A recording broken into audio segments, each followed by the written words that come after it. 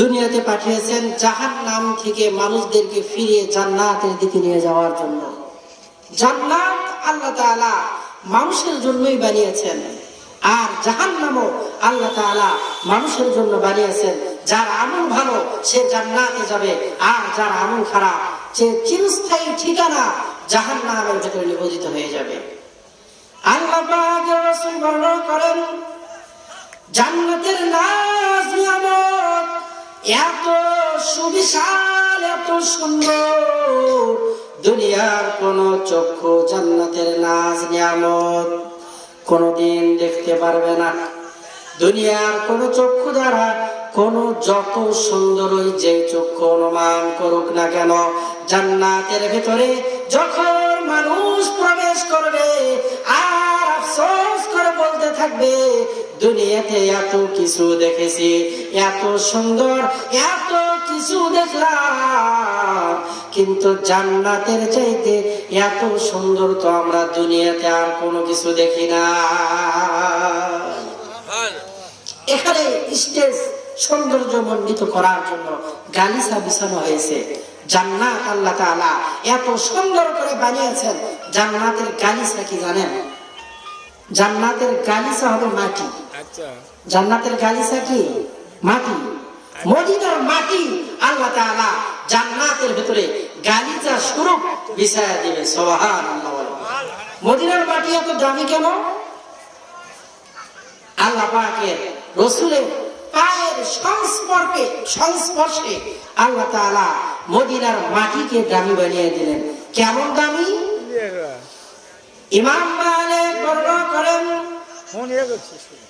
70 বছর ইমাম মালিক মদিনার জমিনে বসবাস করলেন, কিন্তু ইমাম মালিক কোনদিন জুতা পরিধান করেন না। বলা হলো, ইমাম মালিক আপনি 70 বছর মদিনাতে জীবন যাপন করেন, আপনি কেন জুতা পরিধান করেন না? ইমাম মালিক ডাকতে বলে, মদিনার মানুষ, আমি যেখানে তাকাই আর যেখানে আমার নাকটা মদিনাতে লাগাই, সেখান থেকে আমার দয়ার নবী মায়ের নবীর পরশের সুঘেরান শুনতে পাই। এই জন্য যে মাটিতে আমার নবীর পা মুবারক লেগেছে, যে মাটি দিয়ে আমার নবী চলাফেরা করছে, ওই মাটিতে আমি ইমাম মালিক জুতা পরিধান করে ঘুরবো, এটা হবে না, এটা হয় না। এই জন্য আমি ইমাম মালিক 70 বছর মদিনাতে বসবাস করি, জিন্দেগিতে কোনদিন জুতা পরিধান করি না। রাসূলের ভালোবাসা। এই মদিনার মাটি আল্লাহ তাআলা জান্নাত এত সুন্দর করে বানিয়েছেন।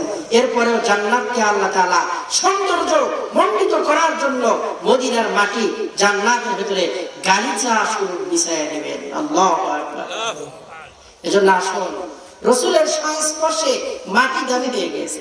রাসূলের সংস্পর্শে সমস্ত উম্মতের চাইতে আমরা উম্মতি মুহাম্মদ দামি হয়ে গেছি।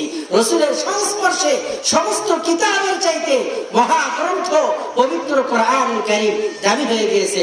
রাসূলের সংস্পর্শে আল্লাহ তাআলা আবু বকরকে দামি বানিয়ে দিয়েছে। সমস্ত মানুষের মধ্যে, সমস্ত উম্মার মধ্যে সবচাইতে আবু বকর সিদ্দিক আগে জান্নাতে প্রবেশ করবে। সবার প্রথম আমার নবী প্রবেশ করবে, এরপরে উম্মতের মধ্যে আল্লাহ তাআলা আবু বকরকে জান্নাতের ভিতরে দাখিল করায় দিবে। কেন? আবু বকর সিদ্দিক রাসূলের সংস্পর্শ থেকে মাটির মানুষ থেকে সোনার মানুষে রূপান্তরিত হয়েছে। এজন্য আসুন রাসূলের সংস্পর্শে আসি, রাসূলের সুন্নাত অনুযায়ী আমরা জীবন যাপন করতে পারবো তো ইনশাআল্লাহ। সকলে বলি ইনশাআল্লাহ। আল্লাহ তাআলা আমাদের সবাইকে রাসূলের ভালোবাসা নিয়ে রাসূলের সুন্নাত জীবনে আঁকড়ে ধরে আগামী দিন চলার মতো তৌফিক দান করেন। ওয়া মা তৌফিকি ইল্লা বিল্লাহ। আসসালামু আলাইকুম ওয়া রাহমাতুল্লাহি ওয়া বারাকাতুহু।